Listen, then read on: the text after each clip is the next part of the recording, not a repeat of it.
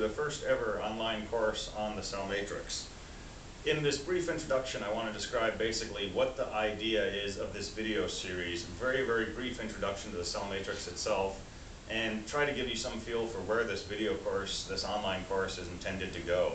This is going to be a very high-level overview, just to let you know if you want to go on and see the other videos in this series and decide if this is something you're interested in.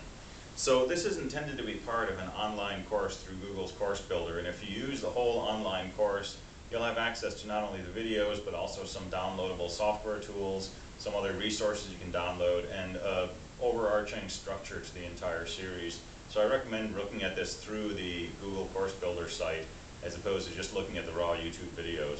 But either way will work. So very high level, what is the cell matrix? For those of you who are here because you're interested in the cell matrix, you already know what this is about. But if you just stumbled into this, the cell matrix is a novel type of computing system. It's based on the idea of reconfigurable hardware, so hardware that can change its behavior over time, similar to what other devices such as field programmable gate arrays, FPGAs, can do. But the cell matrix is designed to do this from an autonomous point of view. In other words, it can self-analyze and self-modify, which makes it fundamentally different from an FPGA. The cell matrix was conceived in 1986 by myself, Nick Macias, and a number of colleagues, Morley Raju, Larry Henry, and Jimmy Hargrove being the principal three. And we were trying to design a system that could be reconfigurable, something that could have a fixed hardware structure, but that you could change its behavior over time by programming it after it was manufactured. We were going for a lowest common denominator, so we wanted the simplest atomic unit possible that you could put together and customize through software configuration. As opposed to building very complex blocks that could do very sophisticated functions, we wanted to find the simplest blocks possible that would allow you to build up complex functions through enough reconfiguration operations. Additionally, we wanted the system to be able to modify itself, so this ability to self-configure was intended to be built in from the lowest level of the system from the beginning. And this was achieved in the cell matrix in the first prototype, which was developed in 1986.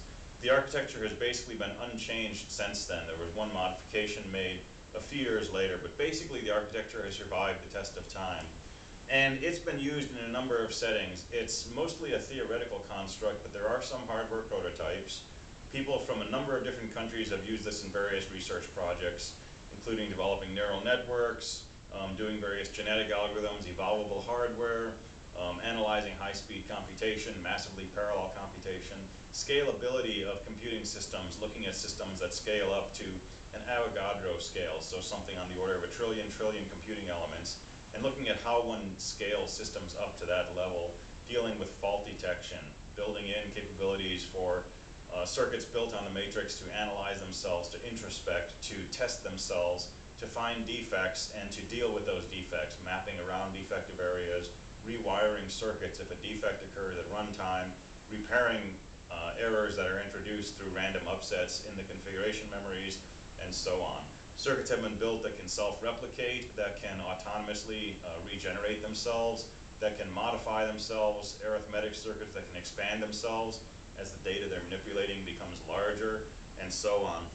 The emphasis with the cell matrix is very much on this autonomous self-modifying capability, but at some level you can use the cell matrix as just a plain old reconfigurable fabric with the added capability that when you need to deal with defects or you need to scale up to a trillion or a trillion elements, there are things in the architecture that make that more feasible than with, say, a generic FPGA with a very heterogeneous structure to it.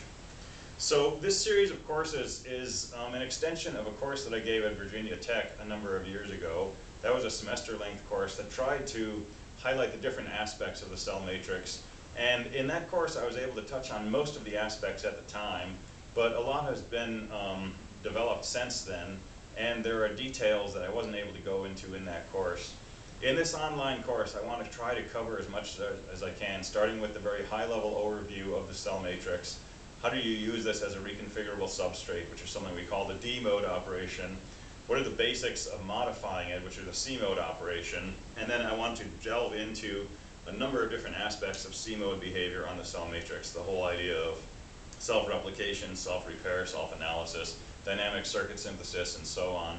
Some of the techniques we have for configuring parallel circuits, things that we call Medusa circuitry, super self-scalability, super self-configurability, number of other aspects, the notion of a supercell, which was some work we did for NASA about 11 years ago, and a whole bunch of other things. So how far this course goes is kind of up in the air right now. This is very experimental.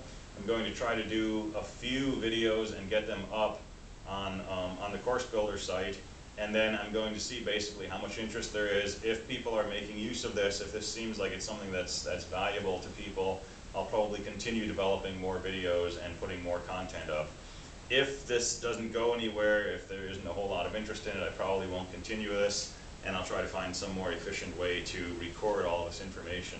But basically, I want to try to give people the benefit of the tools that we've developed over the past 26 or 27 years in working with this architecture, and let people start from there and move off in their own directions instead of having to reinvent the wheel or redo things that we've already gone through the effort of figuring out how to do. So that's the basic game plan, and as I say, it's going to be an experiment. We'll see how it goes. And I welcome all feedback, I welcome all ideas, suggestions, criticisms. I want this to be a resource that is valuable to people who are interested in these areas. So with that, we'll go ahead into an overview of where this course is going to go and what topics we're going to cover.